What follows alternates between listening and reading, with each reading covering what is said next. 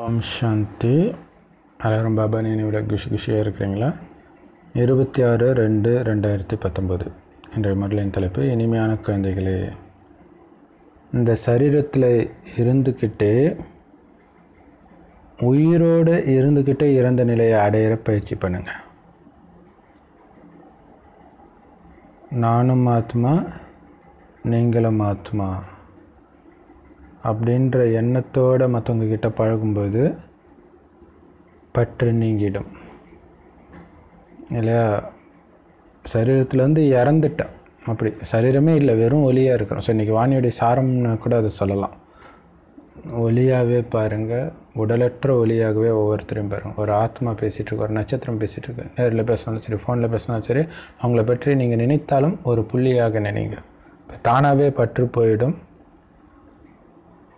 அதுக்கு பேர் தான் இறந்த நிலை, உயிரோடு இருந்துக்கிட்டே இறந்த நிலை இல்லையா?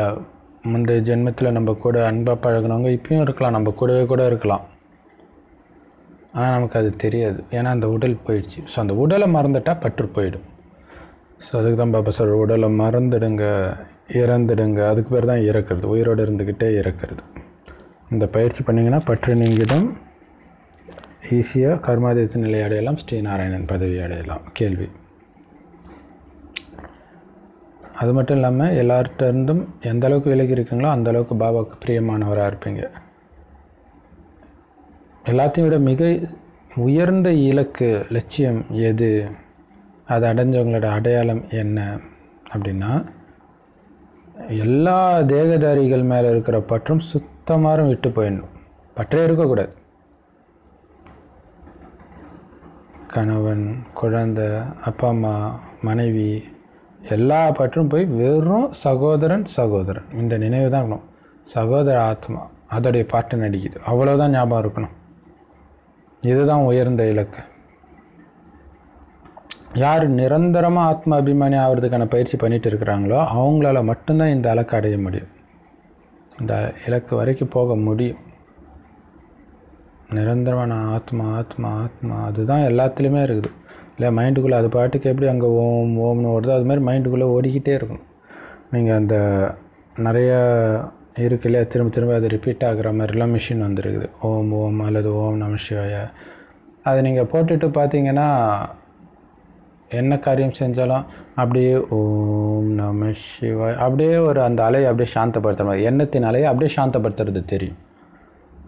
ஸோ செயற்கையாக வெளியிலேருந்து ஒரு சவுண்டு வந்து சாந்தப்படுத்துறதுக்கு பதிலாக நமக்குள்ளேயே அந்த எண்ணத்தை எழுப்பி சாந்தப்படுத்தணும். நான் ஆத்மா, நான் ஆத்மா.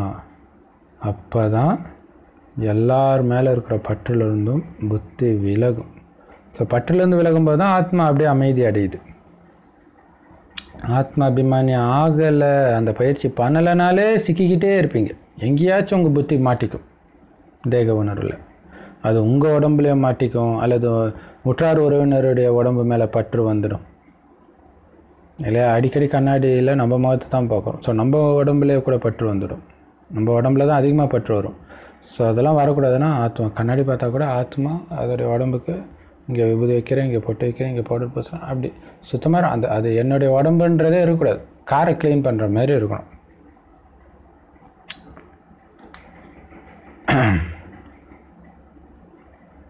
அப்படி ஆத்ம உணர்வில் இல்லாதவங்களுக்கு தன்னுடைய தேகத்திலேயோ அல்ல மற்ற தேகதாரிகள் மேலேயோ பற்று வந்துடும். மற்றவங்க சொல்கிற விஷயந்தான் அவங்களுக்கு பிடிக்கும். எப்படி பாருங்க இல்லையா? நான் ஆத்மானாலே முழுமையடைந்த நிலை. ஆத்ம பயிற்சி பண்ணலனாலே என்ன ஆகும்? சுற்றி இருக்கிற விஷயந்தான் பிடிக்கும். அப்போ மற்றவங்க சொல்கிறது பிடிக்கும், மற்றவங்களுடைய உடம்பு அழகாக இருக்கிறதா தோணும். ஆனால் உயர்ந்த இலக்கை நோக்கி போகிறவங்க இந்த மாதிரி தேகத்தின் மீது அன்பு செலுத்த மாட்டாங்க, அன்பு செலுத்த முடியாது. ஏன்னா அவங்க சரீர உணர்வை விட்டு போயிருக்கும். சரீர உணர்வில் இருக்க மாட்டாங்க, ஆத்மா ஆத்மா ஆத்மா அந்த பயிற்சியிலே இருப்பாங்க.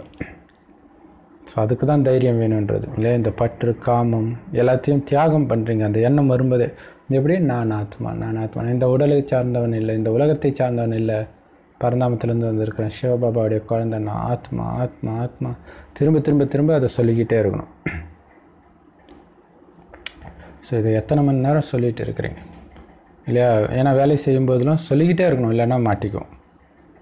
ஓம் சாந்தி. ஓம் சாந்தினாலே அதான் அர்த்தம். பேசாமல் நான் ஓம் சாந்தி ஓம் சாந்தின்னு சொல்கிறேன். ஓம் சாந்தின்னு சொல்கிறது நான் அமைதியான ஆத்மான்னு சொல்லலாம். ஏன்னா ஓம் சாந்தின்னு சொல்கிறவங்க எல்லாம் நான் அமைதியான ஆத்மான்னு உணர்ந்து சொல்கிறது கிடையாது. அர்த்தம் தெரிஞ்சாலும் சொல்லும்போது உணர்ந்து சொல்கிறதில்ல. நான் அமைதியான ஆத்மானா தெரியுது இல்லையா? ஸோ அதுக்கு எதுக்கு நம்ம இழுத்து வளைச்சி ஓம் சாந்தின்னு சொல்லணும்? நம்ம இங்கே பண்ணுற தப்பு தான் அங்கே அர்த்தம் தெரியாத பாஷையில் மந்திரம் ஓதுறதும். சரி, ஏன்னா அது எந்த ஒர்க்கும் பண்ணலை இல்லையா? அங்கே எப்படி எந்த வேலையும் பண்ணலையோ இங்கேயும் எந்த வேலையும் பண்ணல. அப்போ அதுக்கு பதில் நான் அமைதியான ஆத்மா, நான் அமைதியான ஆத்மா, என்னுடைய சுயகுணம் சுய தர்மம் அமைதி, அது என்னை விட்டு போக வாய்ப்பே கிடையாது அப்படின்ட்டு உங்களுக்குள்ளே அந்த சோமானம் சுயமரியாதையை ஞாபகப்படுத்திக்கிட்டே இருக்கணும், அதில் நிலைச்சி இருக்கணும். ஆன்மீக தந்தை ஆன்மீக குழந்தைங்களுக்கு சொல்கிறார் அப்படின்னு என்ன அர்த்தம்? ஆத்மா உணர்வில் உட்காந்துட்டு இருக்கிறீங்களா? ஆத்மாவாக இருந்து ஆத்மாவின் தந்தை பரமாத்மாவா ஆத்மாவாக பார்த்துட்டு இருக்கிறீங்களா, கேட்டுட்ருக்கிறீங்களா அவர் சொல்கிறத? பாருங்கள், நான் குழந்தைங்க உங்கள் எல்லாரையும் எனக்கு சமமாக்குறதுக்காக தான் வந்திருக்கிறேன். எப்படி வருவார்? ஏன்னா அவருக்கு உடல் கிடையாது. அவரே சொல்கிறாரு, ஆமாம் எனக்கு உடல் கிடையாது, நான் நிராகாரர். உங்களை எனக்கு சமமாக ஆக்க வந்திருக்கிறேன் அப்படின்னு அர்த்தம். எனக்கு சமமாக நிராகாரராக தான் ஆக்க வந்திருக்கிறேன் உங்களையும் இல்லையா? உடலில் இருந்தும் உடலை மறங்க, உயிரோடு இருந்துக்கிட்டு இறந்த நிலையை அடையிறது எப்படின்னு கற்றுக் கொடுக்கறதுக்கு தான் நான் வரேன். இருந்துக்கிட்டே சாகிறது இல்லையா? தினம் தினம் செத்து செத்து பிழைக்கிறேன்னுவாங்க. ஆக்சுவலாக சாகாதனால தான் அவங்களுக்கு துக்கம் வருது இல்லையா? இருந்துக்கிட்டே சாகிற கல்வி தான் ரொம்ப முக்கியம். சாகா கல்வி அப்படின்னு வள்ளலார் சொல்கிறார் முதல்ல. ஆனால் இறைவன் கொடுக்குறது சாகும் கல்வி, அதுதான் மெயின். ஆக்சுவலாக இதை இறைவன் மட்டும்தான் கற்றுக் கொடுக்க முடியும் இல்லை? இங்கே நம்ம காமம் கோபம் பற்று பேராசை அகங்காரத்தை விடணும்னா நீங்கள் விட்டுட்டீங்களான்னு கேட்பாங்க. கடவுளை கேட்க முடியுமா? ஸோ அதனால் கடவுளால் மட்டும்தான் இதை பண்ண முடியும். அதே மாதிரி உடலற்ற நிலை நீ உணர்றியா அப்படின்னு இறைவன்கிட்ட கேட்டால், எனக்கு உடலே கிடையாது, எனக்கு எப்படி உடலின் உணர்வு வரும்? அதனால்தான் அவருக்கு சமமாக நம்மளை ஆக்குறார். அவர் இருக்கிற அந்த பேரானந்த நிலை நம்மளை அடைய வைக்கிறார். ஏன்னா பாபாவுக்கும் தெரியும் அவர் ஒரு ஆத்மா தான் அப்படின்ட்டு. அவர் பிரம்மா உடலில் வந்தாலும் உடல் உணர்வே கிடையாது அவருக்கு. ஏன்னா இந்த உடம்பு என்னுடையது கிடையாது அப்படின்னு சிவபாபாவுக்கு தெரியும். அதே மாதிரி நீங்களும் சரீர உணர்வை மறந்துடுங்க. இது உங்களுடையது கிடையாதுன்னு புரிஞ்சுக்கோங்க. வெறும் ஆத்மா எதிர்கால வருமானத்தை இப்போ சேமிச்சுட்டு இருக்குது, தூய்மையாகி கடந்த கால பாவத்தை எரிச்சிட்டு இருக்குது. இது மட்டும்தான் ஞாபகம் இருக்கணும். ஆனால் இது எல்லாம் ஒரு உடலில் இருந்தால் தான் பண்ண முடியுன்றதுனால ஒரு உடலில் இருக்கிறனே தவிர எனக்கும் இந்த உடலுக்கும் எந்த சம்மந்தமும் கிடையாது. ஸோ உடல் உணர்வை ஃபுல்லாக விளக்கிடுங்க. ஸோ உடல் உணர்வு ஃபுல்லாக ஆத்மாவில் மீண்டும் மீண்டும் பாவத்தை சேர்க்குன்னு புரிஞ்சுக்கணும். அது காமமாக இருக்கட்டும், கோபமாகட்டும், பற்று பேராசை அகங்காரம் எதுவானாலும் இருக்கட்டும். ஸோ நான் இழந்துட மாட்டேன். ஒரு அழகான பொண்ணை இப்படி ஒரு செகண்ட் கிராஸ் பண்ணும்போது உங்களுடைய ஆத்ம சக்தி கடன்னு இறங்கி ஜீரோவுக்கு வருதுன்னு புரிஞ்சுக்கணும். டக்குன்னு பிரேக் போட்டணும், கண்ணை அகற்றணும், இல்லை டக்குன்னு ஆத்மா அப்படின்ற ஸ்டேஜுக்கு வந்துடணும். சரி, பாபா சொல்றார், என் கூடவே உங்களை அழைச்சிட்டு போகிறதுக்கு தான் வந்திருக்கிறேன். அதனால் எனக்கு உடம்பு கிடையாது, சும்மா கடனாக தான் எடுத்துருக்கிறேன் இவருடைய உடம்பை. அதனால் நான் டக்குன்னு போயிடுவேன். இப்போ என் கூடவே நீங்களும் வரணுன்னா உங்களுக்கு கொடுக்கப்பட்டுள்ள இந்த உடம்பும் கடனாக கொடுக்கப்பட்டிருக்கிறதுன்றதை புரிஞ்சிக்கோங்க இல்லையா? நிரந்தரமாக உங்களுடைய இது கிடையாது. உங்களுடைய பார்ட் நடிக்கிறதுக்காக கொடுக்கப்பட்ட உடல். அதிலும் குறிப்பாக இப்போ சங்கமயுகத்தில் பாபா கொஞ்சம் ஆனவுடனே இறந்துட்டீங்க, உடம்புலேருந்து பிரிஞ்சிட்டீங்க. இருந்தாலும் ஒரு சில பார்ட் நடிக்கணுன்றதுக்காக அந்த உடம்பு கொடுக்குறார், அவ்வளோதான். பல பிறவிகளாக வெவ்வேறு உடம்பை எடுத்தீங்க. இப்போ நம்மளை என்ன சொல்கிறாரு அப்படின்னா, பாபாவை மாதிரி உயிரோடு இருந்துக்கிட்டே இறந்த நிலையில் இருங்க. ஏன்னா பாபா கூட இந்த சரீரத்தில் நான் இருந்தாலும் விலகிய நிலையில் இருக்கிறேன், அதாவது இறந்த நிலையில் இருக்கிறேன் அப்படின்னு சொல்கிறார். இல்லையா? அதாவது அந்த இறக்கிறதுன்ற என்ன அர்த்தம்? உடல் அற்ற நிலை தான் இறக்கிறது, அதாவது உடலுக்கு தான் மரணம். ஸோ நான் இறந்த நிலையில் இருக்குன்னா எனக்கு உடலே இல்லைன்ற உணர்வுலே இருக்கிறேன்னு அர்த்தம். அந்த மாதிரி நீங்களும் இருங்க. ஏன்னா சரீரத்தை விடுறது தானே இறக்கிறதுன்னு சொல்கிறோம். நீங்களும் உயிரோடு இருந்துக்கிட்டு சரீரத்திலேருந்து இறந்தவர்களாக, முற்றிலும் விடுபட்டவர்களாக ஆகுங்க. பாபா சொல்றார், நானும் ஆத்மா தான், நீங்களும் ஆத்மா தான். என் கூட வரணும்னு ஆசையா இல்லை இங்கே இருக்க போகிறீங்களா? ஏன்னா ஆத்மாக்களின் வீடு அது. உடம்பு தூக்கிட்டு வர முடியாது. உடல் உணர்வு உள்ளவங்களால ஆத்மா உடலை விடவே முடியாது. அதனால தான் பாபா சொல்கிறார், என் கூட வரணுமா, உடலை மறந்துடு, ஆத்மான்னு நினை. இல்லையா? இன்னைக்கு நேற்று இல்லை, ஜென்மமாக இந்த உடல் மேலே உங்களுக்கு பற்று மோகம் இருக்குது. ஸோ அதனால் கடுமையாக முயற்சி பண்ணணும். ஆத்மா அப்படின்ட்டு. எப்படி சிவபாபா அசரீரியாக இருக்கிறாரோ அதேமாரி நீங்களும் உயிரோடு இருந்துக்கிட்டே, இந்த உடலோடு இருந்துக்கிட்டே உங்களை அசரீரியாக உணருங்க, உடலற்ற ஆத்மான்னு உணருங்க. ஏன்னா அப்பா கூட அப்போ தான் போக முடியும். பாபாவுக்கு இந்த பழைய உடம்பு தான் கிடைச்சிருக்கு. பிரம்மாவுடைய பழைய உடல் தான் சிவபாபாவுக்கு கிடச்சிருக்கு. அதே மாதிரி ஆத்மாக்களாகி உங்களுக்கும் பழைய உடம்பு தான் கிடச்சிருக்குது. இது மேலே பற்று இருக்கக்கூடாது. பழைய செருப்பை விட்டுட்டு இல்லை போகணும். எப்படி எனக்கு பிரம்மாவின் உடல் மேலே பற்று இல்லையோ, சரி பிரம்மா என்ன தான் பண்ணுறாரு பார்ப்போம் அப்படின்னு உடல்லே அவர் ஒழிஞ்சிட்டு இல்லை, ஞானத்தை சொன்னோன்னே எஸ்கேப் ஆயிடுறார். ஏன்னா அந்த உடல் மேலே கொஞ்சம் கூட பற்று இல்லை. அந்த மாதிரி நீங்களும் இந்த பழைய செருப்பின் மேலே வச்சுருக்கிற மோகத்தை ஃபுல்லாக விலக்கிடுங்க. கொஞ்சம் கூட பற்று இல்லாமல் ஆகிடுங்க. அதாவது அதுக்கு பராமரிக்கிறது இல்லைன்னு அர்த்தம் இல்லை. கரெக்டாக சாப்பாடு போடுறது, உறக்கம், அதெல்லாம் ஓகே. பட்டு இதுதான் நான் அப்படிங்கிற பற்றை ஃபுல்லாக விலக்கிடுங்க. ஏன்னா உங்களுக்கு மோகம் வைக்கிறதே பழக்கமாகிடுச்சு இல்லையா? பல ஜென்மாந்திர பழக்கன்றார். அப்போ எவ்வளோ எச்சரிக்கையாக இருக்கணும் பாருங்கள். இந்த சரீரத்தின் மேலே ஜென்மமாக மோகம் இருக்குதுன்றார். அதனால்தான் அது ஒரு மிகப்பெரிய ஆழமான பழக்கமாயிடுச்சு. ஆனால் எனக்கு அந்த பழக்கமே கிடையாது. பாபா வரதே ஒரே தடவை தான், வரும்போதே அலர்ட்டாக இருக்கிறாரு. அதனால் பாபா சொல்கிறாரு, எனக்கு இந்த பழக்கமே கிடையாது. பழைய உடம்பு மேலே பற்று இருக்கிறது கிடையாது. எந்த உடல் மேலேயும் பாபாவுக்கு பற்று கிடையாது. பாருங்கள், விலகி இருக்கிறனால தான் அவர் எல்லார் மீதும் அன்பு செலுத்த முடியுது. யாருக்கு மேலேயாவது கொஞ்சம் பற்று இருந்தாலும் முடிஞ்சு போச்சு. நான் உயிரோடு இருந்துக்கிட்டே இறந்த நிலையில் இருக்கிறேன். அதே மாதிரி நீங்களும் உயிரோடு இருந்துக்கிட்டே இறந்த நிலையை அடையணும். அப்போ தான் உங்களால் என் கூட வர முடியும். அதனால் இந்த பயிற்சியை பண்ணுங்கள். எனக்குள்ள சரீர உணர்வு எவ்வளவு இருக்குதுன்னு செக் பண்ணிக்கிட்டே இருங்க. ஆனால் கேட்காதீங்க, அவ்வளோ இருக்குது உங்களுக்கு. அதாவது பயங்கரமாக நோய் கோமாவே வந்தால் கூட ஆத்மா உடம்பை விட மாட்டேங்குது. ஏன்னா அவ்வளோ பற்று. அதனால தான் பாபா சொல்கிறார், மோகத்தை விட்டுடணும். பாபா எப்படி உயிரோடு இருந்துக்கிட்டு இறந்த நிலையில் இருக்கிறார், அந்த உடலில் இருக்கிற உணர்வே இல்லாமல் இருக்கிறார். அந்த மாதிரி நீங்கள் உயிரோடு இருந்துக்கிட்டு இறந்த நிலையை அடையணும். அப்போ தான் அவர் கூடவே போக முடியும். அப்போ யோசிச்சுப்பாங்க, நிறைய பேர் கோமாவில் வருஷக்கணக்காலம் இழுத்துட்ருக்குறாங்க. அந்த அளவுக்கு பற்று. ஸோ பற்று கம்மியாக இருந்துச்சுன்னா டக்குன்னு ஆத்மா போயிடும். ஸோ அதனால் பாபா சொல்ல, இதுலேருந்து மோகத்தை விட்டுடணும். நாம் பாபாவோடு கண்டிப்பாக போயாகணும். வேறு வழியே கிடையாது.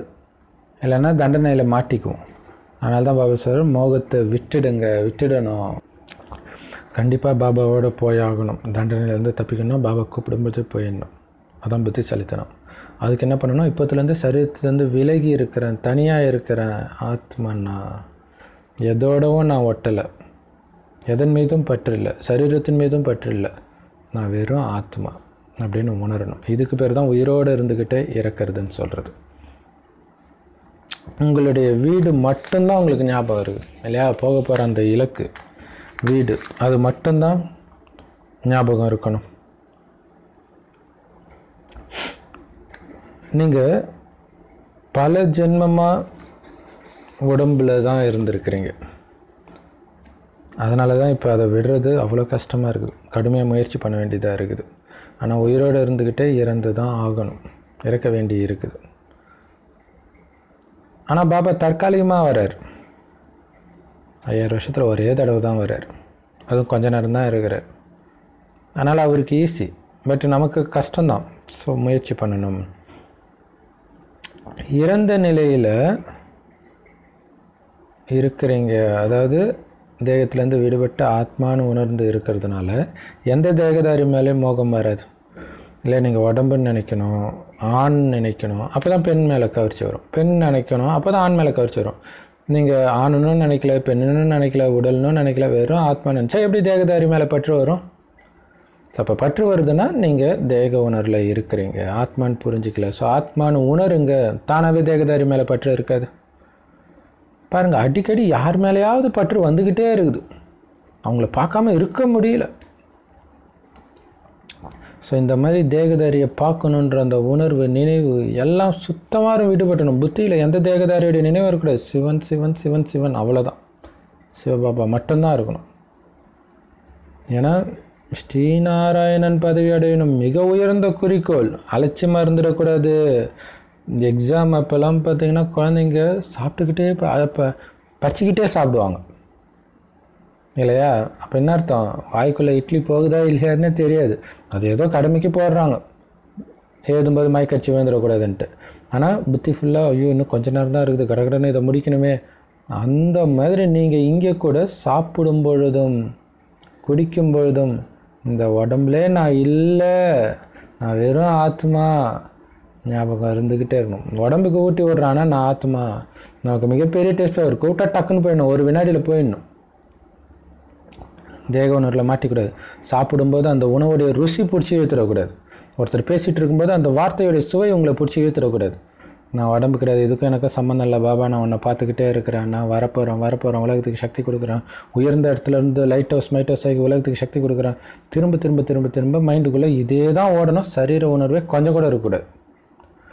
இந்த மனநிலையை பக்காவாக ஆக்குங்க. அப்போ தான் அஷ்டரத்தினத்தில் நீங்கள் வர முடியும், அஷ்டரத்தின மாலையில் நீங்கள் வர முடியும், மணியாக வர முடியும் இல்லையா? அந்த தேகன்ற உணர்வு ஃபுல்லாக மறந்து போயிடணும். ஆனால் இது சித்தி வீட்டுக்கு போகிற மாதிரி இல்லை, கடுமையான முயற்சி தேவைப்படும். கடுமையான முயற்சி இல்லாமல் உயர்ந்த பதவி அடையவே முடியாது. நாராயணன் பதவி அதுவும் 5000 வருஷத்துக்கு வருமானம் சேர்த்து வைக்கிறீங்க, சும்மாவா? அப்போ இங்கே என்ன கடுமையான முயற்சி? நினைவு, நினைவு, வேறு ஒன்றுமே கிடையாது.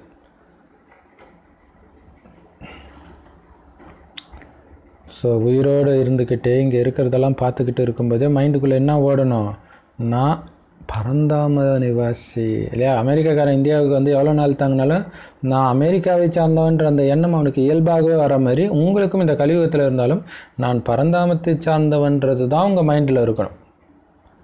ஏன்னா பாபாவுக்கு அப்படி தான் தோணுது. பிரம்மா உடலுக்குள்ளே வரும்பொழுது நான் அங்கேருந்து வந்தால் டக்குன்னு போய்டுன்னு தோணுது. அதே மாதிரி நம்மளும் இப்போ பரந்தாமுக்கு போகணும், இதே தான் மைண்டில் இருக்கணும். பாபாவுக்கு எப்படி எதன் மீதும் பற்று இருக்காதோ அதேமாதிரி உங்களுக்கும் எதன் மீதும் பற்று இருக்கக்கூடாது. பாபா குழந்தைங்களுக்கு புரிய வைக்கிறதுக்காக இந்த உடம்புல வராரு, நாம் புரிஞ்சுக்கிட்டு மற்றவங்களுக்கு புரிய வைக்கிறதுக்காக இந்த உடம்புல இருக்கிறோம், அவ்வளோதான். மற்றபடி புத்தியினால் பரந்தாம நிவாசியை நீங்கள் வாழணும், அதான் ரொம்ப முக்கியம். இந்த லவ்வர்லாம் சொல்லுவாங்களே, என் உடம்பு மட்டும்தான் இங்கே இருக்குது, என் மனசெல்லாம் உன்கிட்டே தான் இருக்குது. அதுமாதிரி உடல் மட்டும் இங்கே இருக்குது, ஆனால் நம்மளுடைய புத்தி ஃபுல்லாக பரந்தாமத்தில் இருக்குது. இன்னும் கேட்டிங்கன்னா உடல் இருக்குதுன்ற உணர்வே மறந்து அங்கே இருக்கணும். ஏன்னா இப்போ அங்கே போகணும், அங்கே நினைச்சா தான் போக முடியும், நினைவின் மூலமாக தான் அங்கே போக முடியும். அதனால் பாபா சொல்கிறார், இது எந்த தேகதாரி மேலும் பற்று வைக்காதீங்க. ஏன்னா தேகதாரியுடைய நினைவு அங்கே நினைவை கட் பண்ணிவிடும். பரந்தாமத்துக்கு போகணுன்ற நினைவையும், நான் பாபாவுடைய குழந்தைன்ற நினைவையும், நான் ஆத்மான்றதே மறக்க வச்சிடும். அதனால தான் பாபா சொல்கிறார், எந்த தேகதாரி மேலேயும் பற்று வைக்காதீங்க, மிகப்பெரிய எதிரி. இவங்க ரொம்ப அழகாக இருக்கிறாங்க, ரொம்ப இனிமையானவராக இருக்கிறாங்க, இப்படிலாம் ஆத்மாவுடைய புத்தி போகுது இல்லை. நல்லா வாணி எடுக்கிறாங்க, அறிமுகம் கொடுத்தோம்ச்சா எவ்வளோ சூப்பராக நடத்துனாங்க தெரியுமான்னு போயிடுது. பாபா சொல்கிறார், ஏன் உடம்பை பார்க்குற? ஞானம் பாபாவுக்கு சொந்தமானது, ஸோ ஞானத்தை பாரு, ஞானத்தை கொடுத்தா பாபாவை பாரு. சரி, அதையும் மீறி இந்த ஆத்மா தான் நல்ல விசேஷமாக சொல்லுது, ஆத்மாவை பாரு, ஏன் உடம்பு பார்க்குற? ஒரு ஒளிப்புள்ளி கொடுத்துச்சு. ஒளிப்புள்ளி எல்லா ஒளிப்புள்ளியும் ஒரே மாதிரி தான் இருக்கும். ஆத்மாவை தான் பார்க்கணும், சரீரத்தை பார்க்கக்கூடாது. சரீரத்தை பார்த்தீங்கனாலே அதில் சிக்கி செத்து போயிடுவீங்கன்றது செம்மவானே இன்னைக்கு இல்லையா? ஸோ பற்று அடின்னு அடிக்கிறார். ஏன்னா பற்றுக்கு அடுத்தது தான் காமம் வருது.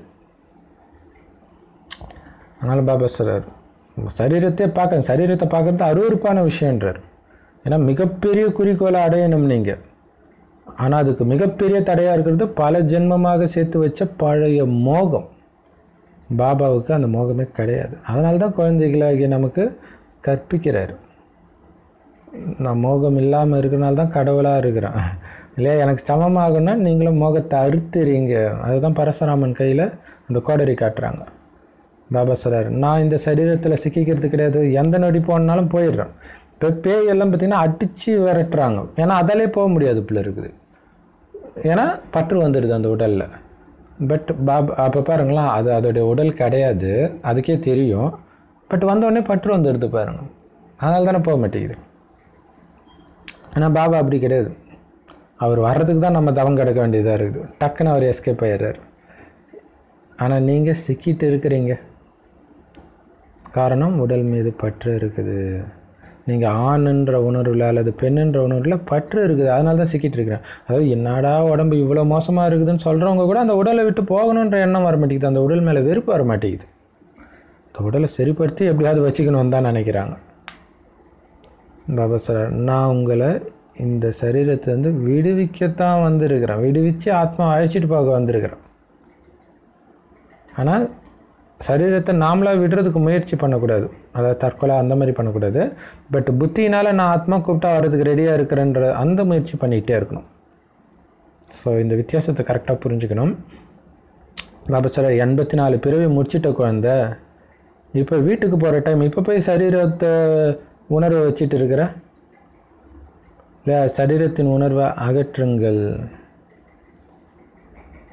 ஆத்மா அபிமானியாக இல்லை அப்படின்னா எங்கேயாவது உங்கள் புத்தி சிக்கிக்கிட்டே இருக்கும்.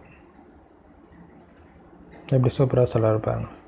அஞ்ஞானத்தில் சொல்லுவாங்களே, வீட்டை விட்டு கிளம்பும்போது ஒரு காதல், பஸ்ஸில் ஏறினா ஒரு காதல், ஆஃபீஸ்க்கு போனால் ஒரு காதல், திரும்ப வரும்போது ஒரு காதல். ஸோ அப்படி புத்தி சிக்கிக்கிட்டே இருக்குது. ஏன்? தேக உணர்வில் இருக்கிறாங்க.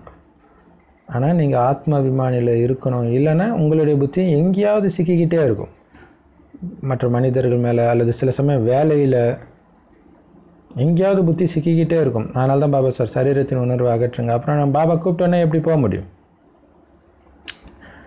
அப்போ ஆத்மாபிமான நிலை இல்லாட்டினா யாராவது மற்றவங்க பேசுறதுலாம் உங்களுக்கு நல்லா இருக்கும்.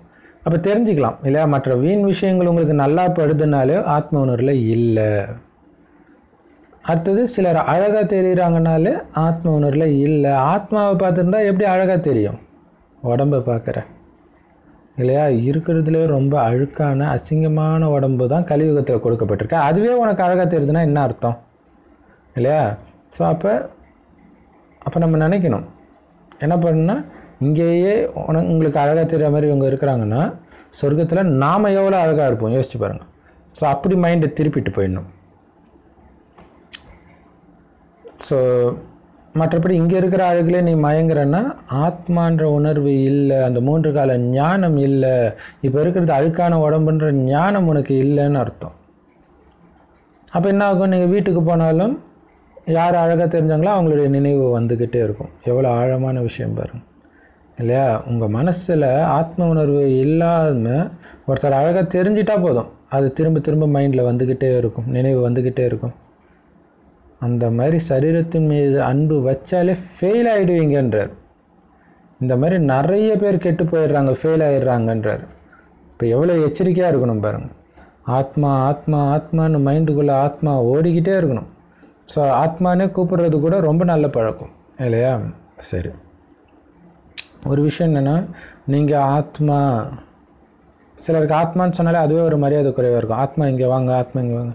அப்போ அன்பான ஆத்மா, பிரியமான ஆத்மா, மகான் ஆத்மா அப்படி சேர்த்து சொல்லலாம். அப்போ யாரும் கோச்சிக்க மாட்டாங்க. தேவாத்மா. ஆனால் உங்களுடைய கவனம் அந்த ஆத்மான்றதில் இருக்கணும். பாபா சொல்றார், ஆண் பெண் இந்த சம்பந்தத்தில் எரிச்சிட்டு உங்களை ஆத்மான்னு உணருங்க. நானும் ஆத்மா, அவங்களும் ஆத்மா. அப்படி ஆத்மா ஆத்மான்னு உணர்ந்தே சரீரத்தின் உணர்வே நீங்கி போயிடணுன்றார். நீங்கி போயிடும். ஆனால் அந்த ஆத்ம பயிற்சி பண்ணிக்கிட்டே இருக்கணும். ஆண் பெண் இல்லையா, காம மகாசத்ருன்றார் இல்லையா. ஸோ அதனால் ஆண் பெண்ணுன்றதே மறந்துடுங்க, ஒரு புள்ளி, அவ்வளவுதான். அது ஆண் உடலில் இருக்குது, பெண் உடலில் இருக்கிறதுன்னு கூட வேண்டாம். ஒரு புள்ளிக்கிட்ட பேசிகிட்டு இருக்கோம், உடலே பார்க்காதீங்க. அப்புறம் ஏன் அது ஆண் உடல் பெண் உடல்னு தெரிய போகுது இல்லையா. ஆனால் அதுக்கு கடுமையாக பயிற்சி பண்ணணும். கொஞ்சம் கவனக்குறைவாக இருந்தாலும் உங்களுக்கு முகம் அழகு தான் தெரியும். அப்புறம் திரும்ப திரும்ப உங்களுக்கு அந்த ஞாபகம் வந்துக்கிட்டே இருக்கும். இப்போ எவ்வளோ எச்சரிக்கையாக இருக்கணும் பாருங்கள் இல்லையா. ஸோ இது இல்லாமல் நீங்கள் நெட்டில் எதையாவது பார்க்குறீங்க, டிவியில் எதாவது பார்க்குறீங்க, அதுவுமே அதை தான் பண்ணும். அதுவும் நீங்கள் தூய்மையாக இருக்கும்போது பார்த்திங்கன்னா டக்குன்னு மைண்டில் பதியும், திரும்ப திரும்ப ஞாபகம் வந்துகிட்டே இருக்கும். ஸோ ஒன்றும் பார்க்கவே கூடாது. அதையும் மீறி நமக்கு ஏதோ ஒரு தேவைக்காக பார்க்குறோன்னா ஆத்மா பார்த்துட்ருக்குறோம், ஆத்மா பேசிகிட்டு இருக்குது, அந்த பயிற்சி பண்ணிக்கிட்டே இருக்கணும். அப்போ தான் சரீர உணர்வு நீங்கும். பாபாவுடைய நினைவு நிரந்தரமாக இருக்கிறதன் மூலமாக மட்டும்தான் பாவக்கர்மங்கள் அழியும். ஸோ இதை பற்றி ஞான சிந்தனை பண்ணிக்கிட்டே இருங்க. பண்ண முடியும் உங்களுக்கு இல்லையா. அப்போ நம்ம எவ்வளோ எச்சரிக்கையாக இருக்கணும், எப்படியெல்லாம் ஏமாந்தோம், எப்படி நம்மளுடைய புத்தி மாட்டுது, திரும்ப மாட்டாமல் இருக்கிறதுக்கு எதுலெல்லாம் கவனம் கொடுக்கணும், எந்த அளவுக்கு நாம் கவனம் கொடுத்துருக்குறோம், இதெல்லாம் கவனத்தில் எடுத்துகிட்டு வந்துகிட்டே இருக்கணும். கேள்வி கேட்டுக்கிட்டே இருக்கணும் உங்களுக்குள்ளே. நான் இப்போ எங்கே இருக்கிறேன், என்ன பயிற்சியில் இருக்கிறேன், என்ன சொரூபத்தில் இருக்கிறேன், இலக்கை நோக்கி எந்த அளவுக்கு போயிட்டு இருக்கிறேன், இதை பற்றி சிந்தனை பண்ணிக்கிட்டே இருக்கணும். ஸோ அப்படியும் உங்களுக்கு டக்குன்னு மைண்டு வேலை செய்யாத அளவுக்கு மாயக்கிட்ட மாட்டிக்கிட்டிங்கன்னா முரளி எடுத்து பார்த்துக்கிட்டே இருங்க. ஸோ அரை மணி நேரத்துக்கு ஒரு தடவை முரளி கம்பல்சரி பார்க்கணும். ஏன்னா அது ரொம்ப பவர்ஃபுல்லான ப்ராக்டிஸ். மாமாவே அரை மணி நேரத்துக்கு ஒரு தடவை பார்க்குறாங்கன்னா நம்ம என்ன இல்லையா. சரி, விச்சார் சாக்கர் மந்தனம் செய்யாமல் உங்களால் முன்னேறவே முடியாது. அந்த போதை வரவே முடியாது. விச்சார் அப்படின்னா என்ன அர்த்தம்? ஞானம். சாகர் கடல். ஸோ ஞான சிந்தனை பண்ணணும். மந்தன்னா கடையுது. ஸோ ஞான கடலை கடைஞ்சிக்கிட்டே இருக்கணும். அப்போ தான் அந்த போதை வரும். அப்போ தான் நீங்கள் எழுந்து முன்னேறி போவீங்க. இதில் உறுதியாக இருக்கணும். மெயினாக ஆத்மான்ற பாடத்திலேயே ரொம்ப உறுதியாக இருக்கணும். நம்ம பாபா கிட்ட கண்டிப்பாக போய் தான் ஆகணும். அதுலேயும் உறுதியாக இருக்கணும். முக்கியமான விஷயமே இது எல்லாத்தையும் ஞாபகம் வச்சுக்கிறது. ஸோ இதை பைபிளில் பார்த்தீங்கன்னா அந்த கட்டளைகளை நெத்தியில் எழுதி ஒட்டிக்கோங்கன்றாங்க. ஸோ அப்போ உண்மையிலே ஆத்மா அங்கே இருக்குது, ஞாபகம் வச்சுக்கணும் இல்லையா. திரும்ப திரும்ப ஆசைப்படணும். ஸோ எழுதுங்க. ஒரு சிலருக்கு பார்த்திங்கன்னா ஸ்கூல் படிக்கும்போதே சவுறு ஃபுல்லாக எழுதி வைப்பாங்களாம். ஸோ அந்த மாதிரி மாதாஜி கூட நான் பார்த்துருக்குறேன். ஃபுல்லாக சவுறு ஃபுல்லாக பாபா ஞானத்தை எழுதி வைப்பாங்க. ஸோ ஏதாவது ஒரு யுக்தி. ஆக்சுவலாக பிரம்ம பாபாவே அப்படி எழுதி வைப்பாராம், நான் ஆத்மான்ட்டு. ஸோ ஏன்னா திரும்புகிற பக்கமெல்லாம் அந்த நினைவு மட்டும்தான் உங்களுக்கு இருக்கணும். அதுதான் முக்கியமான விஷயமே. ஸோ ஆத்மா, பரமாத்மா, நாடகம், இது மூணுத்தை பற்றியே சிந்தனை பண்ணிக்கிட்டே இருக்கணும். இதை புரிய வச்சுக்கிட்டே இருக்கணும். ஸோ புரிய வைக்கும்போதும் இந்த சக்கரம் உங்களுக்குள்ளே சுற்றிக்கிட்டும் இருக்கணும். சும்மா வாய் வழியாக சொல்கிற மாதிரி இருந்தால் நீங்கள் மாட்டிக்குவீங்க. ஸோ நினைவில் இருந்து சொல்லணும்.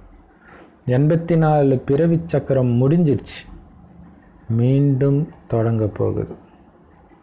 ஒருவேளை இந்த பழைய உடம்புல இருக்கிற பற்று நீங்கள் நீக்கலை அப்படின்னா ஒன்று உங்கள் உடலுடைய உணர்வுலையோ அல்லது உற்றார் உறவினர்களுடைய உடல்லையோ உங்களுடைய புத்தி போய் சிக்கிக்கும்.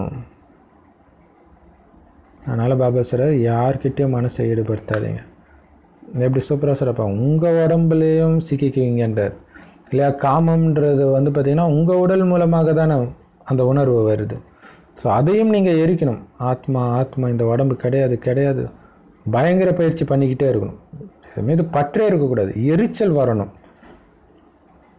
திரும்ப திரும்ப கர்மேந்திரியம் என்னை ஏமாத்துதுன்னு எரிச்சல் தான் வரணும், ஆசை வந்துடக்கூடாது. யார் மேலேயும் மனசை ஈடுபடுத்தவே கூடாது. ஸோ திரும்ப இன்றைக்கி வாணி ஃபுல்லாக பயங்கரமாக யோகா இல்லையா. ஸோ மைண்டு ரொம்ப பலகீனமாக இருக்கும்போது இந்த வாணியை கொஞ்சம் ஒரு தடவைக்கு 2 தடவை படிச்சிங்கனால அப்படியே மைண்டு ஃபுல்லாக ஒரே சீரான நிலைக்கு வந்துடும். பாபா சார் உங்களை ஆத்மான்னு உணர்ந்து பாபாவை நினைவு செய்யணும்.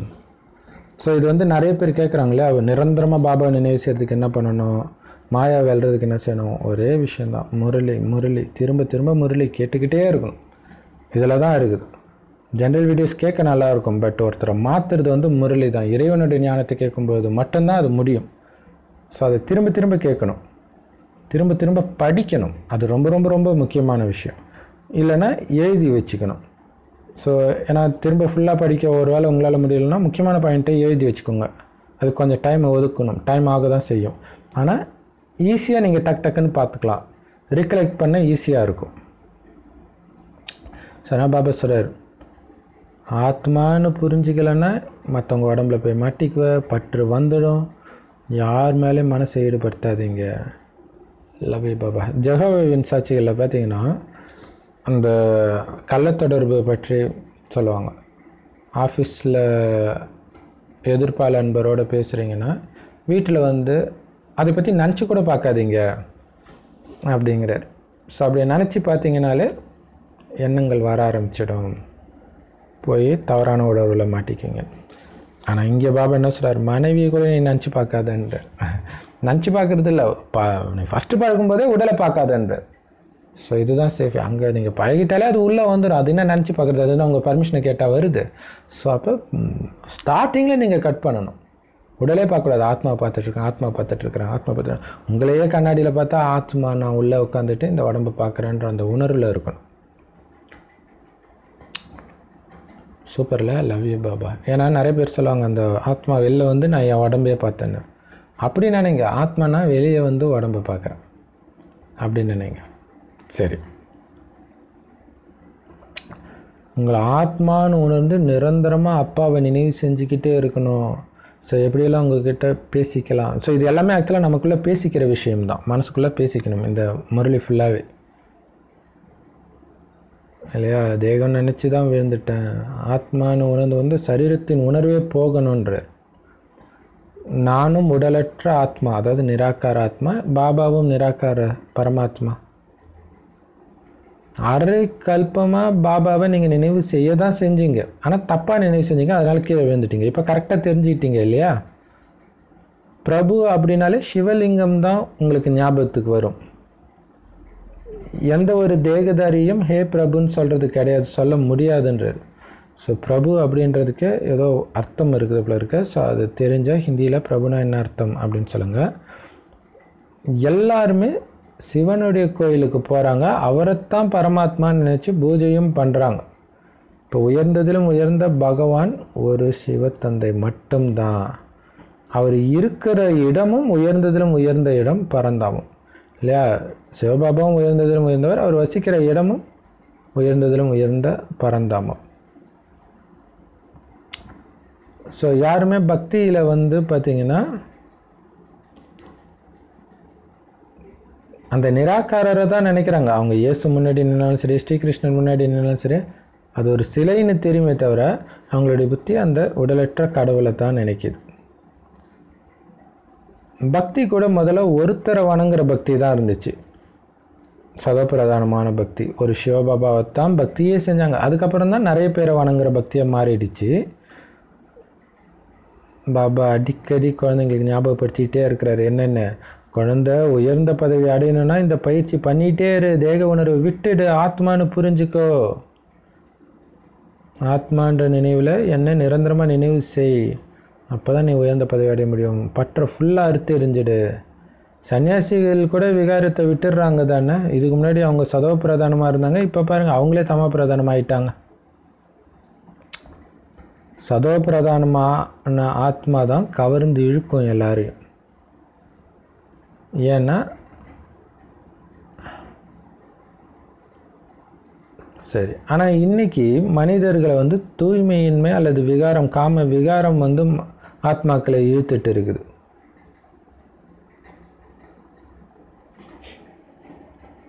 ஸோ இப்போவுமே முதல்ல வருது ஒரு ஆத்மா மேலேருந்து புதுசாக வருது அப்படின்னா அது சதோப்பிரதானமாக இருக்கும். அதனால் தூய்மை இழந்து இருக்கிற விகாரி ஆத்மாக்களை பிடிச்சி இழுக்கும். காரணம் அதோடைய தூய்மையின் சக்தி.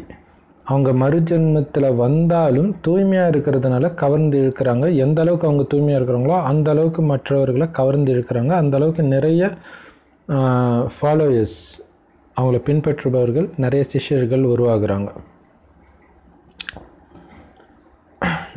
இந்த சிவத்தந்தையும் சதா தூய்மையாகவே இருக்கிறவர், இல்லை எப்பவுமே சதப்பிரதானமாகவே தான் இருக்கிறார், அதே நேரத்தில் மறைமுகமாகவும் இருக்கிறார்.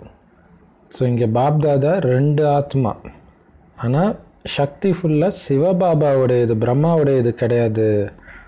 ஆரம்பத்திலே உங்களை கவர்ந்து இழுத்தது பிரம்மா கிடையாது, சிவபாபா. ஏன்னா அவர் தான் எப்போவுமே தூய்மையானவர். அதனால் நீங்கள் பிரம்மா பின்னாடி போனதாக நினச்சிக்காதீங்க,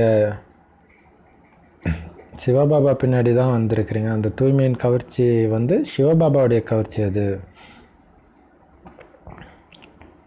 பாபா சொல்கிறாரு, எல்லோரையும் விட அதிகமாக இல்லற மார்க்கத்தில் மாட்டினது பிரம்மா பாபா தான். 84 பிறவி முழுசாக இருந்திருக்கிறார். அதனால் இவரால் உங்களை கவர்ந்து இழுக்க முடியாது. நான் தான் உங்களை கவர்ந்தேன் அப்படின்னு சிவபாபா சொல்கிறார். சன்னியாசிகள் தூய்மையாக இருக்கலாம், இருந்தாலும் சிவபாபா அளவுக்கு தூய்மையாக இருக்க யாராலையும் முடியாது. இல்லை, நிரந்தரமாக தூய்மை சிவபாபா. அவங்க பக்தி மார்க்கத்தின் சாஸ்திரத்தை தான் படித்து சொல்லிட்டு இருக்கிறாங்க.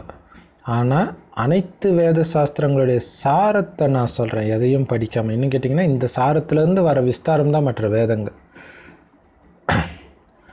விஷ்ணுவுடைய தொப்புள் கொடியிலிருந்து பிரம்மா வெளிப்பட்டார்னு சொல்கிறாங்கல்ல, பிரம்மாவுடைய கையில் சாஸ்திரத்தை கொடுத்துருக்குறாங்க. இப்போ விஷ்ணு பிரம்மா மூலம் ஒன்றும் எந்த ரகசியத்தையும் சொல்லலை, விஷ்ணு ஒன்றும் சொல்லலை எந்த ரகசியத்தையும். அவங்க தவறுதலாக விஷ்ணுவையே பகவான்னு புரிஞ்சுக்கிட்டாங்க. பாபா சொல்கிறார், நான் இந்த பிரம்மாவின் மூலமாக தான் சொல்கிறேன், விஷ்ணு மூலமாக நான் சொல்கிறது கிடையாது. பிரம்மா எங்கே இருக்கிறாரு, விஷ்ணு எங்கே இருக்கிறாரு, இரவு பகலுக்கான வித்தியாசம் இருக்குது. ஆனால் இந்த பிரம்மா தான் விஷ்ணுவாக ஆகிறது. 84 பிறவிக்கு பிறகு மகாவிஷ்ணு இந்த சங்கமத்தில் பிரம்மாவாக மாறுறார், அந்த ஆத்மா. இது எவ்வளோ புத்தம்புது விஷயமா இருக்குது, புரிய வைக்கிறதுக்கு எவ்வளோ அற்புதமான விஷயமாகவும் இருக்குது இல்லையா? ஸோ விஷ்ணு தொப்பிலிருந்து பிரம்மா வரார் அப்படின்னு அர்த்தம். விஷ்ணுவோடைய ஆத்மாவிலிருந்து தான் பிரம்மா வெளிப்படுது. ஸோ சாஸ்திர ஞானங்கள்லாம் படித்தவர் பிரம்மா, அதனால தான் கையில் சாஸ்திரத்தை காட்டியிருக்கிறாங்க. ஆனால் சாஸ்திரத்துடைய ரகசியத்தை ஒன்றும் விஷ்ணு சொல்லலை பிரம்மா மூலமாக, சிவபாபா தான் சொல்கிறார். அனைத்து வேதங்களின் சாரத்தை புரிய வைக்கிறார் பிரம்மா மூலமாக. பாபா சொல்கிறார், குழந்தைகளே உயிரோடு இருந்துக்கிட்டே இறந்தவராகணும் இல்லையா? உடலில் வாழ்ந்துட்டு இருக்கிறீங்க, ஆனால் உடலை ஃபுல்லாக மறந்து வெறும் ஆத்மாவாகவே இருக்கிறதா நினச்சிக்கோங்க. ஏன்னா நம்ம ஆத்மா, அப்பா கூப்பிட்ட உடனே அவர் கூடவே போயிடுவோம் அப்படி தானே புரிஞ்சுக்கிறீங்க.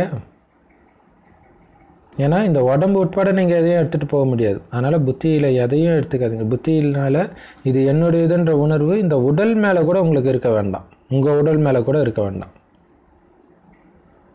ஸோ பாபா வந்தார்னா கொஞ்சமாவது நம்மளை புது உலகத்தில் ஏதோ ஒரு பதவி வாங்கி கொடுத்துருவார், அதுக்கு தான் வந்திருக்கிறார். ஸோ நீங்கள் கம்முன்னு இருந்தாலும் கொஞ்சம் வாங்கி கொடுத்துருவார். ஆனால் நீங்களும் முயற்சி பண்ணிங்கன்னா ஃபுல்லாக அடையலாம்.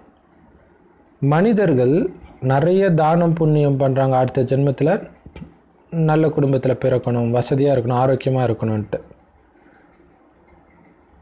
ஆனால் மறைமுகமாக இறைவன் பேரில் பண்ணாங்க. ஆனால் நீங்கள் நேரடியாக இறைவன் பேரில் இறைவனுடைய வழிப்படியே பண்ணுறதுனால புது உலகத்தில் உங்களுக்கு எல்லாமே கிடைக்கும். இங்கே என்ன தானம் பண்ணுங்க? ஞானத்தை தானம் பண்ணுறீங்க. இந்த சேவையில் உங்களுடைய உடல் மனம் பொருள் அனைத்தையும் அர்ப்பணிக்கிறீங்க. கல்பத்துக்கு முன்னாடி யார் இப்படி தன்னை முழுசாக அர்ப்பணித்தாங்களோ அவங்க தான் இப்போவும் செய்வாங்க, அவங்க தான் அடையவும் செய்வாங்க. ஸோ முந்தைய கல்பம் மாதிரியே தான் உங்களுடைய சேவை இருக்கும். கொஞ்சம் கூட அதிகமாகவோ அல்லது கம்மியாகவோ செய்ய மாட்டீங்க. ஸோ எந்த அளவுக்கு நீங்கள் சேவை பண்ணியிருக்கிறீங்கன்றத சாட்சியாக இருந்து பார்த்துக்கிட்டே இருங்க. எதையும் சொல்கிறதுக்கும் தேவையில்லை இல்லையா? ஸோ என்ன நடந்துச்சோ அதான் நடக்குது, அவ்வளோதான். குழந்தை போன ஜென்மத்தில் நீ இப்படி, போன கல்பத்தில் இப்படி பண்ண அப்படின்னு பாபா சொல்லிட்டு இருக்கு தேவை. என்ன பண்ணியோ இந்த நொடி அதை தான் நீ இப்போ பார்த்துட்ருக்குற. அதனால் பாபா சொல்கிறாரு, நீ எது பண்ணாலும் அதை பற்றி நான் தான் பண்ண இவ்வளோ திறமையான்ற அகங்காரம் வந்துடக்கூடாது. அந்த அகங்காரமும் என்ன, அது தேக உணர்வு பிடிச்சி வச்சிடும். அதுக்கு தான் பாபா சொல்கிறார், நான் ஆத்மா இந்த சரீரத்தை விட்டுட்டு போயிட்டு இருக்கிறேன், இதே தான் மைண்டில் இருக்கணுமே தவிர இங்கே நான் சூப்பராக பண்ணிட்டேன் பாரு அப்படின்னா அந்த அகங்காரம் தேக உணர்வு வந்துடுச்சு, நான் புத்திசாலி அப்படின்னு வந்துச்சுன்னா இங்கேயே மாட்டிக்குவீங்க. அது மட்டும் இல்லாமல் அதனால் பாவமும் பண்ணுவீங்க இல்லையா. அகங்காரம் நிறைந்த வார்த்தைகள் வந்து ஈட்டி மாதிரி குத்தும் அடுத்தவங்களை. பாபா சொல்கிறாரு, நான் இந்த சரீரத்தை விட்டு போக போகிறேன்னா ஆத்மா புது உலகத்தில் போய் புது உடம்பை எடுக்க போகிறேன் அப்படின்னு மைண்டுக்குள்ளே பேசிக்கிட்டே இருக்கணும். ரொம்ப ரொம்ப முக்கியமான விஷயம் இதுதான் வந்து ஆத்ம ப்ராக்டிஸ் அல்லது உங்களுக்குள்ளே பேசிக்கிட்டே இருக்கிறது அப்படிங்கிறது. இது ரொம்ப முக்கியம். ராமரும் போயிட்டாரு, ராவணனும் போயிட்டாருன்னு பாடுறாங்க. ஆனால் ராவணனுடைய குடும்பம் எவ்வளோ பெரிய குடும்பம். ஆனால் நீங்கள் விரல் விட்டு என்ற அளவில் தான் இருக்கிறீங்க, அதாவது அவ்வளோ கம்மியாக இருக்கிறீங்க அப்படின்னு பாபா சொல்கிறார். இன்னொரு விஷயம் என்னென்னா, இப்போ ஒட்டுமொத்த உலகமும் ராவண சம்பிரதாயம் தான். எத்தனை பேர் இருக்கிறாங்க, எவ்வளோ மக்கள் தொகை பாருங்கள். ஆனால் ராம சம்பிரதாயத்தில் அதாவது சொர்க்கத்தில் வெறும் 9 லட்சம் பேர் தான் இருப்பாங்க. அப்போ எவ்வளோ கம்மி பாருங்கள். பாபா சொல்கிறார், இந்த பூமியின் நட்சத்திரங்கள் இல்லையா நீங்கள், தாய் தந்தை மற்றும் குழந்தைகள் நீங்கள். பாபா அடிக்கடி குழந்தைங்களுக்கு புரிய வைக்கிறது என்னது, மர்ஜீவா ஆகிறதுக்கு முயற்சி பண்ணிகிட்டே இருங்க, இருந்துக்கிட்டே இறந்த நிலை அடையிறதுக்கு முயற்சி பண்ணுங்க. ஸோ இதுதான் திரும்ப திரும்ப இன்றைக்கி வானிலை சொல்கிறார் இல்லையா. செத்து போங்கன்ற, அதாவது உடல்ன்றதை மறந்துடுங்க. யாராவது பார்த்த உடனே உங்கள் புத்தியில் வச்சா இவர் நல்லா இருக்கார், இவர் எவ்வளோ இனிமையாக பேசுகிறாரு அப்படின்னு வந்தாலே மாயாவோட யுத்தம் ஸ்டார்ட் ஆயிடுச்சுன்னு புரிஞ்சுக்கோங்க. மாயா வந்து ஆசையை உண்டாக்கி விடுது.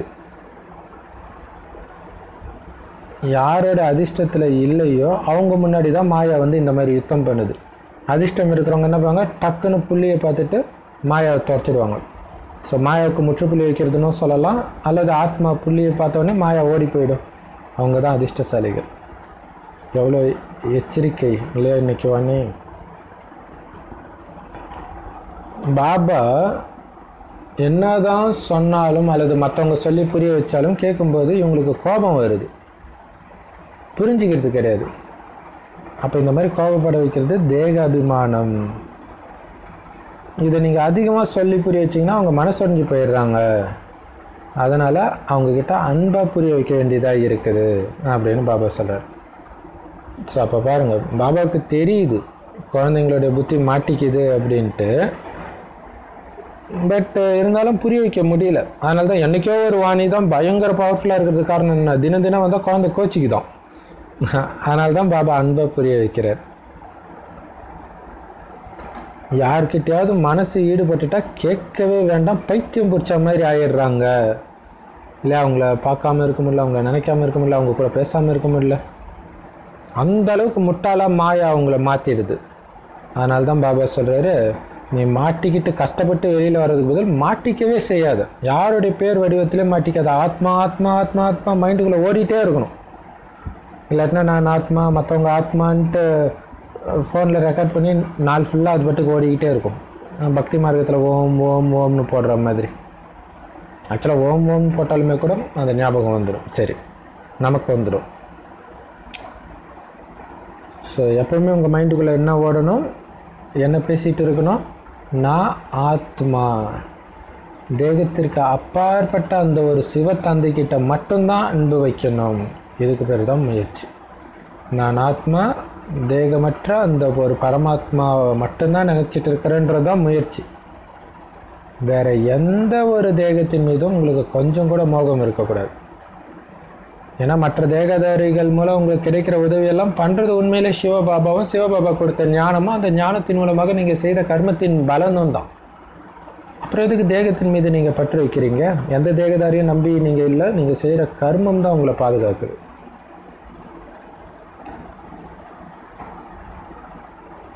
ஏன்னா இதுக்கு சிறந்த உதாரணம் சொன்னால், நிறைய பேர் எனக்கு தெரிஞ்ச பார்த்திங்கன்னா பயங்கர ஃபேமஸானவங்க, பயங்கரமாக சம்பாதிக்கிறவங்கள கல்யாணம் பண்ணி தலைக்கால் புரியாமல் ஆடுவாங்க. திடீர்னு பார்த்தா அந்த கணவர் இறந்துடுவார்.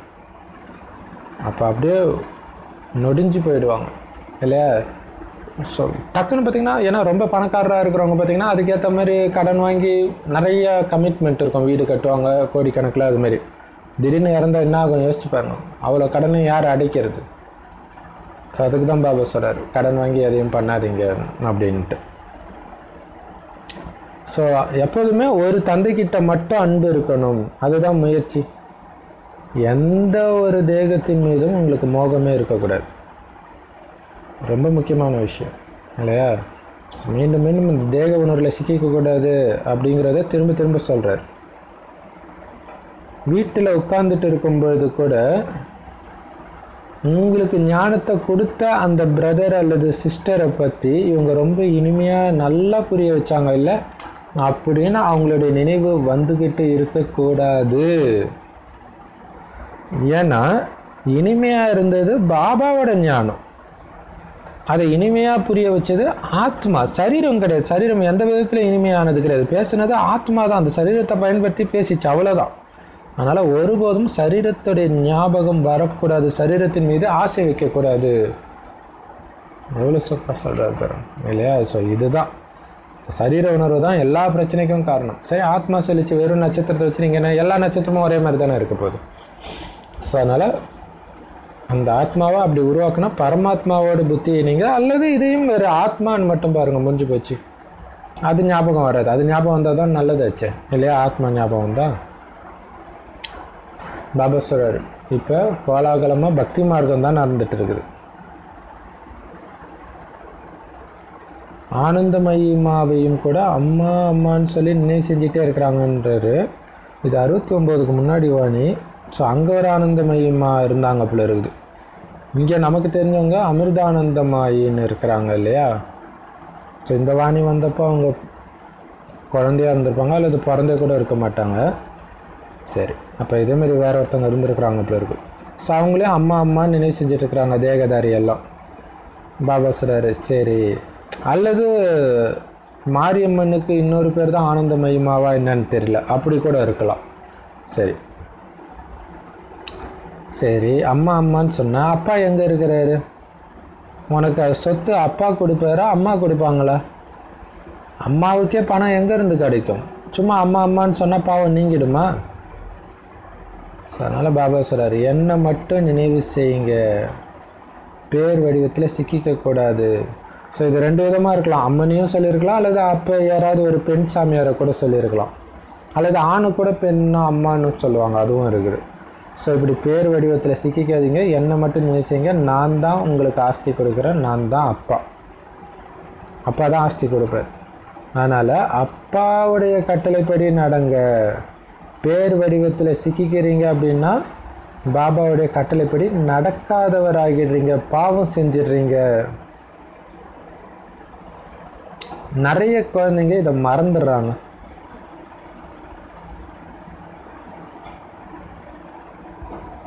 இல்லையா, பாபாவுடைய கட்டளைப்படி நடக்காதவங்களா ஆகிடுறாங்க. என்ன கட்டளை? ஆத்மாவை பாருன்றது கட்டளை. நீங்கள் உடம்பை பார்த்துட்டீங்க, புத்தி மயங்கிடுது. ஸோ அப்போ கடுமையாக பயிற்சி பண்ணணும். அது எப்படின்னா, மற்றவங்க கூட பழகிறதுக்கு முன்னாடியே நான் ஆத்மா ஆத்மா பாபா நினச்சிட்டு இருக்கிறேன், சக்தி கொடுக்குறேன், இந்த பயிற்சியிலே இருந்தால் தான் அவங்கள பார்க்கும்போது கொஞ்சமாவது ஒரு ஞாபகம், இல்லைன்னா மாட்டிக்கும். நிறைய குழந்தைங்க இதை மறந்துடுறாங்க. பாபா சொல்கிறாரு, குழந்தைகளாக உங்களை அழைச்சிட்டு போகிறதுக்கு தான் நான் வந்திருக்கிறேன். கண்டிப்பாக அழைச்சிட்டு போவேன், அந்த டைம் வந்து அழைச்சிட்டு போயிடுவேன். ஆனால் நீ ராயலாக என் கூட வரியா, இல்லை அடித்து உதச்சி அழைச்சிட்டு போகிறனான்றது நீ இப்போ பண்ணுற முயற்சியில் இருக்குது. எந்த அளவுக்கு தேக உணர்வை இப்போவே நீ நீக்கிக்கிறியோ, ஆத்மாவை பற்றி பரமாத்மாவை நினைச்சு நீக்கிறியோ, அந்த அளவுக்கு குஷி குஷியாக போயிடலாம்.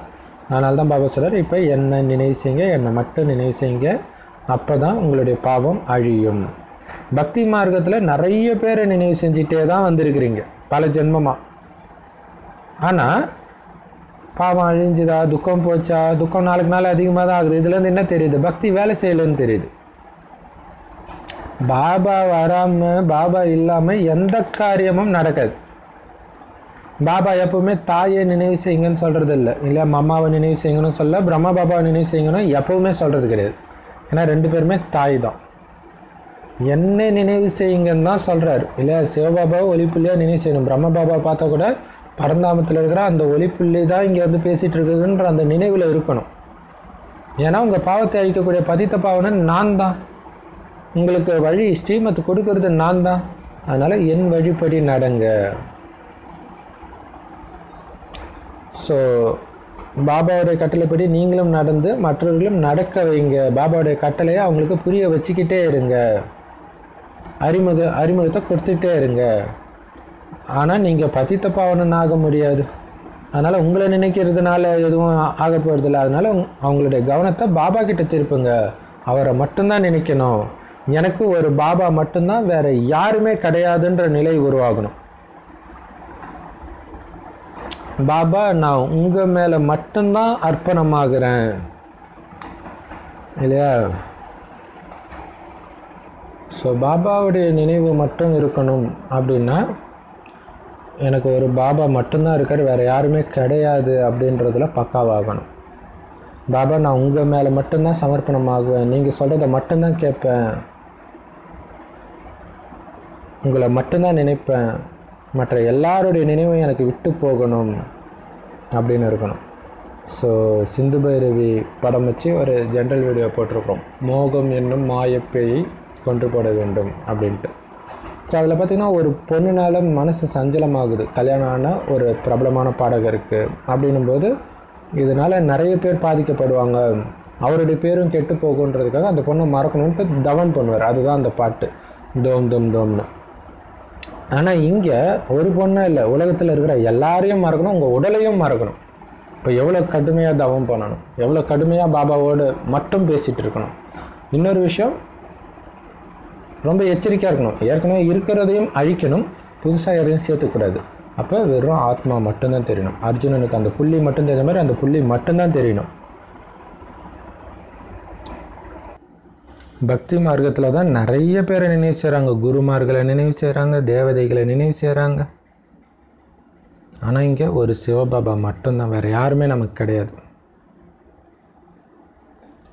இருந்தாலும் யாராவது தன்னுடைய விருப்பப்படி நடக்கிறாங்க அப்படின்னா கதியோ சத்கதியோ கிடைக்குமா? இல்லை இறைவனுடைய வழி மட்டும்தான் சொர்க்கத்துக்கு அழைச்சிட்டு போகுது. அப்போ நீங்கள் உங்களுடைய மன வழிபடி இருந்தால் உங்களுக்கு முக்தியும் கிடைக்காது, ஜீவன் முக்தியும் கிடைக்காது. அல்லது உங்கள் வழிபடியோ அல்லது மற்றவங்க வழிபடியோ நடந்தால் முக்தியும் கிடைக்காது, ஜீவன் முக்தியும் கிடைக்காது. நிறைய பேருக்கு குழப்பம், எப்படி ஒரு சின்ன புள்ளியை போய் நினைக்கிறது, என்ன உருவம்னே இல்லாமல் நினைக்கும் போது இருக்கிற பாவனை கூட சின்ன புள்ளியாக நினச்சா வரமாட்டேங்குதே அப்படின்னு நிறைய பேருக்கு குழப்பம். ஸோ அதுக்கு பாபா சொல்கிறார், நீ உயிர்னு உனக்கு ஞாபகம் இருக்குதா, நம்புறியா? நீ ஆத்மா தானே, அது சின்ன புள்ளியாக தான் இருக்குது. அதனால் அந்த புள்ளியோடைய அப்பாவும் ஒரு புள்ளி தான். அப்பா கிட்டேருந்து ஆஸ்தி கிடைக்குது. அது மட்டும் இல்லாமல் அவரை நினைக்கும்போது தான் ஆத்மாவில் இருக்கிற பாவம் போகுது. அவர்கிட்ட இருந்து தான் ஆஸ்தி கிடைக்குது, சிவபாபா கிட்டேருந்து. ஸோ அதனால் அவரை ஒளிப்புள்ளியாக நினைக்க போகிறீங்க. ஸோ அவர் தான் இந்த ஞானத்தை கொடுக்குறார். ஸோ உங்களை ஆத்மானு புரிஞ்சிக்கிட்டு அவர் சொல்கிறத கேட்கும் பொழுது, அவரை நினைக்கும் பொழுது, அப்போ தான் இந்த போதை வரும். மற்றபடி அம்மாவும் தேகதாரி தான் இல்லையா. அது மாரியம்மனை குறித்தாலும் சரி, பிரம்ம பாபாவை குறித்தாலும் சரி, அம்மாவை குறித்தாலும் சரி. ஆனால் உங்களுடைய புத்தி விதேகியாக இருக்கக்கூடிய சிவபாபா கிட்ட இணையணும். ஏன்னா அவர் தான் உங்களுக்கு ஆஸ்தி கொடுக்க போகிறது. அதனால் மற்ற எல்லா விஷயங்களும் சுத்தமாக மறந்து அந்த ஒருத்தர்கிட்ட மட்டும் புத்தி யோகத்தை இணைக்கணும், ஈடுபடுத்தணும். நல்லது. செம பவர்ஃபுல் வாணி இன்னைக்கு இல்லையா. சரி, இனிமையிலும் இனிமையான தேடி கண்டெடுக்கப்பட்ட செல்ல குழந்தைகளுக்கு தாயும் தந்தையும் ஆகிய பாப் தாதாவின் அன்பு நினைவுகள் மற்றும் காலை வணக்கம். ஆன்மீக குழந்தைகளுக்கு ஆன்மீக தந்தை நமஸ்தே, ஆன்மீக தாய் தந்தைக்கு ஆன்மீக குழந்தைகளின் அன்பு நினைவுகள் மற்றும் நமஸ்தே. தாரணைக்கான முக்கிய சாரம், சரீர உணர்வை முற்றிலும் விடணும் அப்படின்னா நீங்கள் நடக்கும்போதும் சுற்றி வரும்போதும் பயிற்சி பண்ணணும். நான் ஆத்மா, இறந்துட்டேன், எனக்கு உடலே கிடையாது அப்படின்ற பயிற்சி பண்ணிக்கிட்டே இருக்கணும். இந்த சரீரத்தில் இருந்து இறந்து விடுபட்டு இருக்கிறேன், வெறும் ஆத்மாவாக இருக்கிறேன் அப்படின்னு முயற்சி பண்ணணும். சரீரத்தில் இல்லை, சரீரத்தை பார்க்காதீங்க, ஆத்மாவை பாருங்கள். யோசிச்சு பாருங்கள், விரும்பினாலும் விரும்பாட்டினாலும் ஒரு டைமில் டக்குன்னு உடம்பு விட்டு ஆத்மா வந்துடும், அதாவது இறந்துடும்.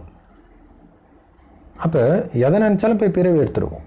ஆனால் அந்த நேரம் இவ்வளோ முயற்சி பண்ணாலும் உங்களால் ஏதோ ஒரு எண்ணம் வந்து உங்களை ஏமாற்றிடும்.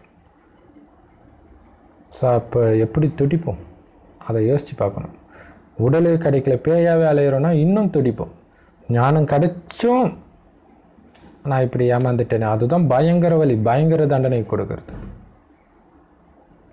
ஸோ அப்போ விட்ட உடனே நேராக சூக்ஷ்மதனத்தில் போய் சக்தியை கொடுக்கணும்.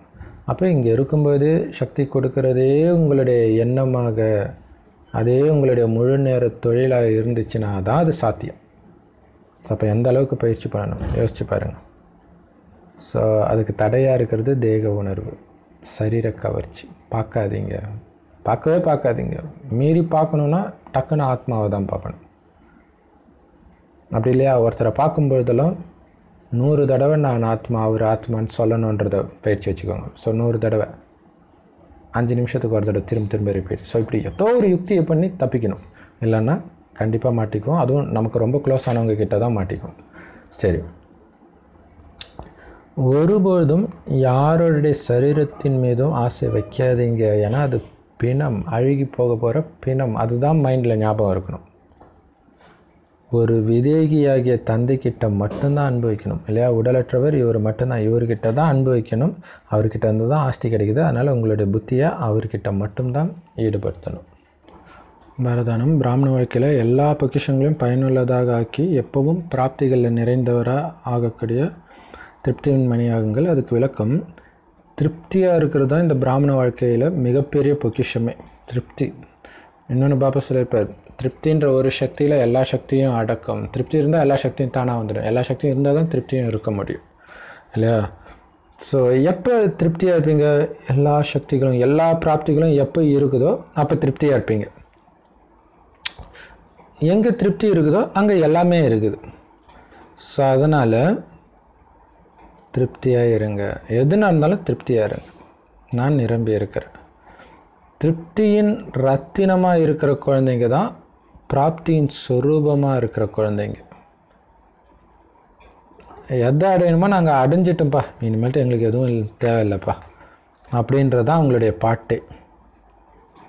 ஸோ இந்த மாதிரி அனைத்து பிராப்திகளும் நிரம்பியவராக இருக்கணும் அப்படின்னா அதுக்கான விதி என்ன தெரியுமா? உங்களுக்கு என்னெல்லாம் பொக்கிஷம் பிராப்தி கிடச்சிருக்கோ அதை எல்லாம் சேவையில் பயன்படுத்துங்க. எந்த அளவுக்கு பயன்படுத்துகிறீங்களோ அந்த அளவுக்கு பொக்கிஷங்கள் அதிகமாகிட்டே இருக்கும். அப்படின்னு அர்த்தம், எந்த அளவுக்கு நீங்கள் கொடுக்குறீங்களோ அந்த அளவுக்கு நீங்கள் நிரம்பியவர்களாக இருப்பீங்க. உங்ககிட்ட அதிகமாகிட்டே இருக்கும். பிராமண வாழ்க்கையில் கொடுப்பது தான் பெறுவது. ஸோ அதனால் திருப்தியாக இருங்க.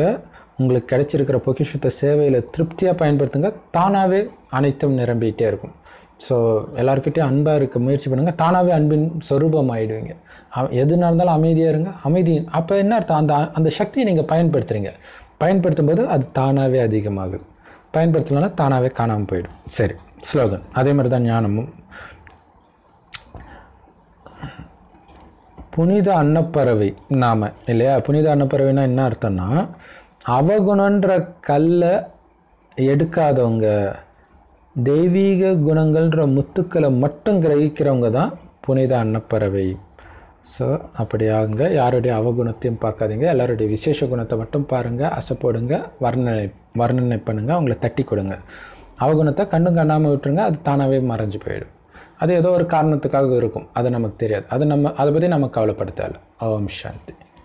Love you Bapdada. Thank you Bapdada. ஏற்கனவே சொன்ன மாதிரி இது புது சேனலில் வருது, அதனால் சப்ஸ்கிரைப் பண்ணாதவங்க சப்ஸ்கிரைப் பண்ணிக்கோங்க. அப்போ தான் தானாகவே உங்களுக்கு ரெகுலராக அப்டேட் கிடைக்கும். என்னால் டெய்லியும் வாட்ஸ்அப்பில் அனுப்ப முடியாத சூழ்நிலை வந்தாலும் நீங்கள் மிஸ் பண்ணாமல் பார்த்துடுவீங்க.